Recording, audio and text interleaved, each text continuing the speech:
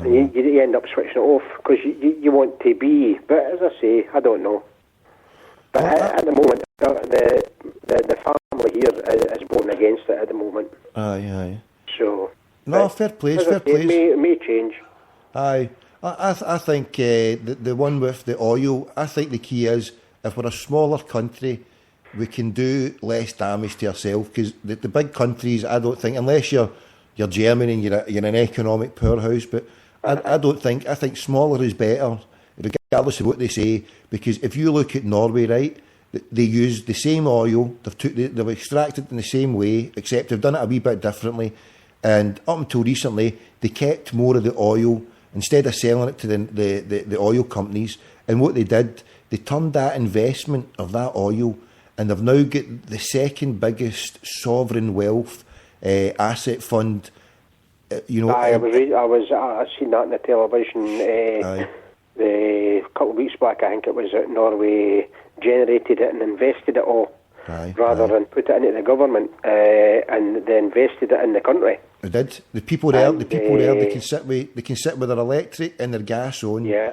Everything on. They've got triple, quadruple glazing, and they've got their lights and their gas on, and they pay washers for it because it's a resource. I mean, we've been fleeced. A resource like that should be there for the benefit of the people. Once the people are taken care of, sell it to the companies and let them make a profit. But if the people are having to suffer, then I'm sorry. And that's one of the things that I think that if Scotland was to be independent, right, in our own parliament, the swell of people would be able to say, hold on, why are people actually freezing? Why are people having a choice to eat or heat in this country? Why are people having to go to food banks because they can't afford that? So sort the place out, make sure everybody's got 4 square meals. If it has to be a rolling sausage, whatever, at least somebody's getting something to eat. And for the money that is taken away for that oil, I think that maybe we've only got 30, 40 years, but it's only took Norway 30, 40 years to build that wealth fund up to a stage where every single person, if they were to count it all, has got £100,000 there. £100,000. The standard of living, I mean, if you go there from here, you see the cost of living, it's extortionate. But the reason being is because they're all getting paid a fortune, and the country's a bit fairer than what it is here. People are no starving and people are no freezing, and they take care of themselves. And that is what a society, it's not about socialism or about anything else. It's about, I mean, if a country and a government can look at itself in the face, it's got to say, well, the people who have got nothing, are we taking care of them? And until these people are taken care of, then the big business and all that shouldn't be looking to make a profit. And that's one of the things, and it might take a while to sort it, but I think that we could do that within 5-10 years. That if we had the oil, we could sort the problems. Why is there, I mean, I was actually, I was looking for a house a few months ago, and one of the council places were put me to, just across the road for the village where they're doing, the Commonwealth Games, they were giving me a single glazed house with no central heating. And I turned around to them and says, my Wayne's got asthma. I says, I can't live in a place like this. I said, yeah, if you're not.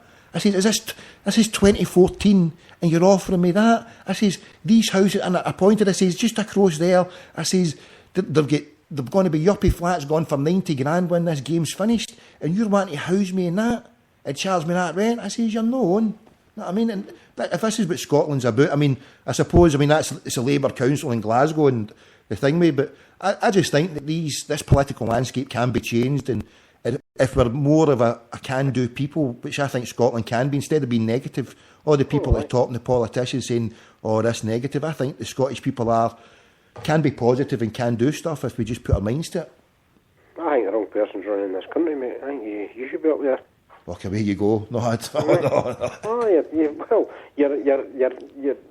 hitting all the buttons for me at the moment. Ken, with what you're saying, like. But as I say, it would be a great thing if we thought we could run alongside even half of the way Norway's went. Again, just to get us up and running.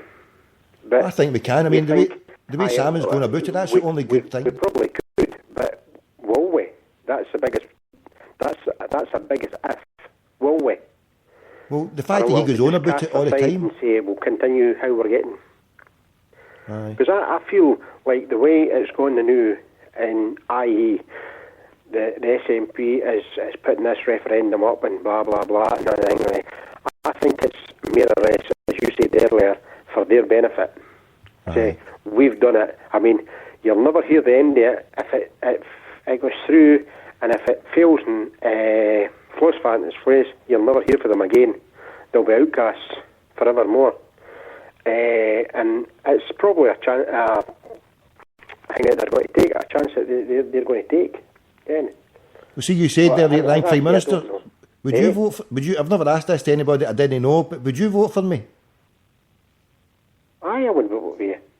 Right, well, here's a promise then. If we get independence and if you vote it, I've never put my name down for it, but I'll stand for an independent Scotland. I'll stand in that Parliament, Holyrood. I'll take on Alex Salmond, whoever it is. I don't want to be a politician. I don't want to do it. But if it takes somebody... I mean, politicians, I cannot stand, and I never want to be one, and I don't want to really sit with them or amongst them. But, I mean, if it takes people like myself, or just who... I mean, I was a taxi driver, and I'm just an ordinary Joe. I've done nothing. I've not went through... You know, I've not went through all the political stuff and all that.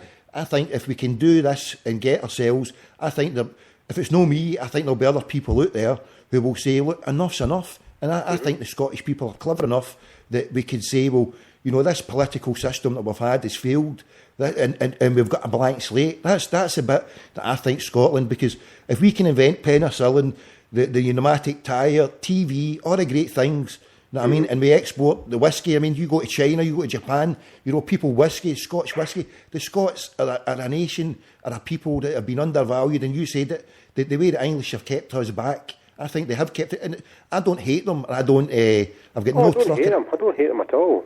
No. I hate, what I do is, anyway, is everybody that's been MPs and politicians for Scotland, I hate them for allowing it to happen. Aye, because they've sold us out. That's the people I hate. I don't. You can't, like, I work for a simple company, right? Well, a simple company. I work for Arnold Clark, right? Now, all I do is I'm a car valet, right? And I work for peanuts. I work for the minimum wage, right? Now, I'm 56-year-old, and this is the lowest wage I've worked for in my life since I left the school, right? Because, i.e., the job I had, it went into administration, fell through, and I had to get another job. So I've got a job, but I need to work. I want to work. But I don't blame companies for paying the minimum wage. I blame the governments for allowing them to pay the minimum wage. Indeed, aye. To get away with it. I mean, because if I owned a company, I wouldn't pay anything else other than the minimum wage, and nobody else would, because they can't condemn a company for paying the minimum wage when it's the government, it's allowing them to do it. Aye. That's the biggest problem. I know. I mean, because you would do it yourself. If you owned a company and you didn't have to pay any more than the minimum wage, that's what you would pay to your employees. So you can't blame companies for it. You've got to blame the people that's running the country. Well, blame it for allowing such a low minimum wage, because if you remember, before they had the minimum wage, they could get away with paying anything. So, but then, in a way, I mean, it's like that's all politicians can really do. They use a sledgehammer to crack a nut. So when they solve one problem, because obviously people would be getting paid, you know, less, but then when they put it at such a low level that makes it, you know, hard for people to get by, and then we've got a problem, because like you say, you can't blame the companies because they're getting by. It's so, you know, the stuff that you hear about the living wage that they talk about, it should be a case that, you know, instead of people getting the minimum wage at that amount, it should be more than that, or, you know, double that. Oh, I know that. I mean, I've got a fantastic wage. I work about 120 hours a week, like. Aye. Ken, it would be great. I mean, my wife works. She's got a relatively decent wage. It's not as much as it should be, but then again, we get by and things like that, you know. So, as I say, we're just, I don't know, it's these things, we really need to make our own decisions, first and foremost. That's the most thing. Whether this is the right way or the wrong way, I don't know yet, as I say. I'll keep my options open. I've got another, 5 months, 6 months? 6 months to go, just over 6 months now. Before, it may change, it may not, it may deteriorate even further than what it is now. You don't know. You didn't care what's round the corner until the last minute. There could be somebody sitting there with all the answers saying, well, in that last minute it says, well, this is what's going to happen if you vote for it, blah, blah, blah, or this is, you're going to be 10 times better off if you vote for it. And I hope that person sitting out there waiting to do that, before this vote, because that's the only way you're going to get the right vote and the true vote. Indeed. To tell them if they would just come out and, I mean, that thing on the television, they produced this white paper, and who the hell's going to sit down and read 640 odd pages of crap? Because all it's in that white paper is what they want you to hear. Indeed. That's the way I look at it. They won't tell you nothing unless you need to know. It's a need-to-know basis, and you don't need to know. All you need to know is a wee taster for this, a wee taster for that, and you think, and your eyes light up, and you think, oh, that's for me. But you don't look at the big. If you don't see the big picture, how can you vote proper? I hear what you're saying, but see, when you strip everything all back, right? When you take it all back to the very basic, right? It's a yes or no. And that's right, aye. And you said at the start, better the devil you know, or you're and that's a position that I started on, and that's a position I was at up to maybe about 2-3 months ago. And the thing that changed me was when I spoke to someone, and they said, when I analyse it, when I look at my situation and I see what I was surrounded with, and it could get worse, right? But I just look at just the one simple thing, the attitude of the Scottish people. Yeah, there's clowns about, there's, being a taxi driver, I was, having to deal with the dregs of society, driving about Glasgow, junkies and alkies and everything. And I know we've got all our problems, we've got everything, but I just know that the Scottish spirit, right, and dealing with people for all my life, I mean, I'm 42 myself, but dealing with Scottish people, apart from 5-6 years, and when I lived down in England, I seen the difference. And I look back, and I know that I hated English people, but I seen a difference in the character of the people. And the character of the people, of Scottish people, is different. That's why in the British Army they put the Scottish boys to the front, because the Scottish boys are game for it. And that's why I know that we'll make a success of it. And that's what decided me, because when I looked at it, how bad it was here, and how bad it could get, and I thought, you know what? We are a fighting people.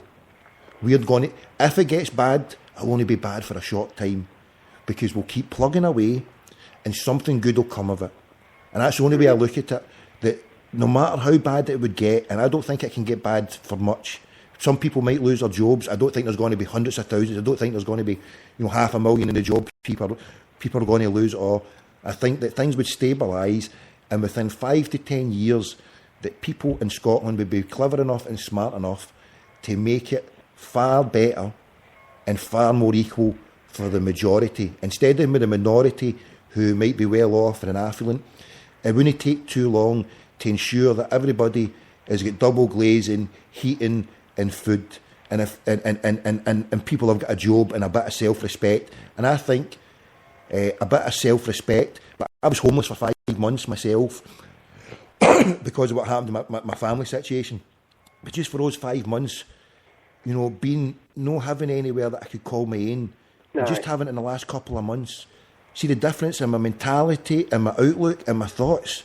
It's like night and day. Even though I'm a type of positive person, just something that isn't yours, that you can't have to say is your own wee button bend, your own wee thing.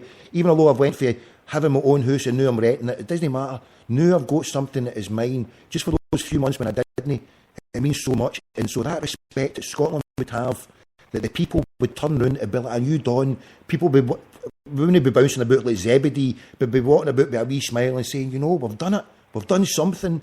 And then if we get all problems, we'll just say, hey, well, we've got to work at it. And that is the most important thing that we've got better than the English, and we've got better than any other country in the world, is our people. You look to America, the Scottish people founded America. If we can found a country like that and take over America, and then they take over the world, the Scottish people have got something in us that will not allow us to fail.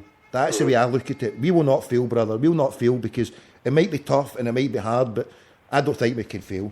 Well, if we fail, there's still enough hills that we can hide in. That's it. We'll take to the caves.